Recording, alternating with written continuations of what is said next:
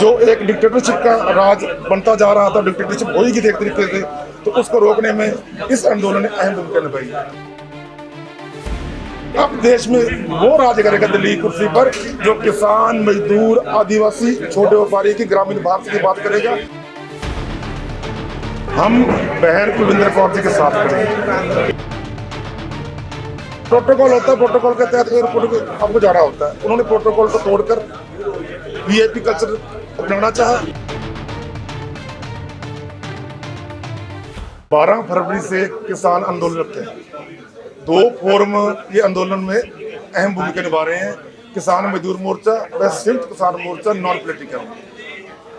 Model code of conduct लग गया था, तो बहुत से सवाल थे कि आपने आंदोलन गलत समय शुरू किया, आंदोलन का वक्त सही नहीं है, मॉडल कोड ऑफ कंडक्ट लग गया, उठे घर चले जाइए।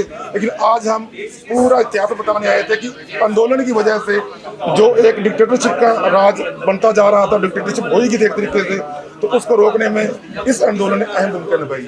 पहली बार मोदी सरकार को चेंज करके एनडीए सरकार पर लेके आए। 10 साल से बीजेपी और एनडीए के नाम भूल गए थे, मोदी मोदी हो रहा था। अब इस आंदोलन के कारण बहुत सारी प्रेस को रिलीज मिली है, बहुत सारे अधिकारियों को, यहाँ तक कि भाजपा के अंदर लीडर भी आज अपने आप को रिलैक्स महसूस कर रहे हैं। और ये बात क्लियर हो गई कि अब देश में वो राज करेगा दिल्ली की कुर्सी पर जो किसान, मजदूर, आदिवासी, छोटे व्यापारी की, ग्रामीण भारत की बात करेगा। चौधरी चरण सिंह जी कह के गए थे,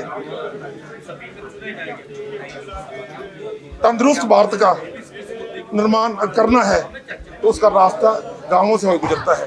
तो आज गांवों ने जवाब दिया है, ग्रामीण भारत ने जवाब दिया है रूलिंग पार्टी को कि अगर आप गांवों का बरकरार करोगे, उनकी बात नहीं सुनोगे, तो आपको दिल्ली की कुर्सी पर बैठना मुश्किल हो जाएगा। हम बहन कुलविंदर कौर जी के साथ खड़े।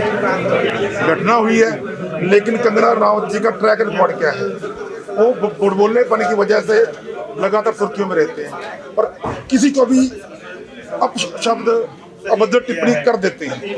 नए एमपी बने और नए एमपी बनने के बाद उनको ये लगा भी अब मैं तो एमपी बन गई और बन भी बीजेपी पार्टी की सबसे बड़ी पार्टी है, अब मेरे ऊपर मोदी जी है, मेरे को कुछ भी कर लो माफ ही माफ है। प्रोटोकॉल होता है, प्रोटोकॉल के तहत एयरपोर्ट आपको जाना होता है। उन्होंने प्रोटोकॉल को तोड़कर वीआईपी कल्चर अपनाना चाहा और जो उनकी ड्यूटी थी उन्होंने रोका, उस वजह से वह प्रोवोक किया गया। फिर कंगना जी ने ये कह के प्रोवोक किया कि आप जो मिस खालिस्तानी कौर, तो जो बातें जीती हुई हैं वो गलत हुई हैं। लेकिन कंगना रनावत एक एमपी है, एमपी की जिम्मेदारी ज़्यादा है, वो एक जवान है।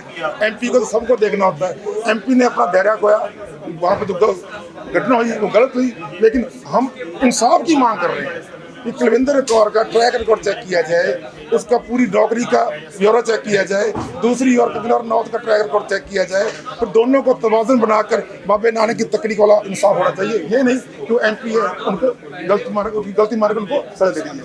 पहले डीजीपी आज मिलेंगे, डीजीपी को 9 तारीख को हम इंसाफ मार्च निकाल रहे हैं, उसके बाद फैसला लेंगे।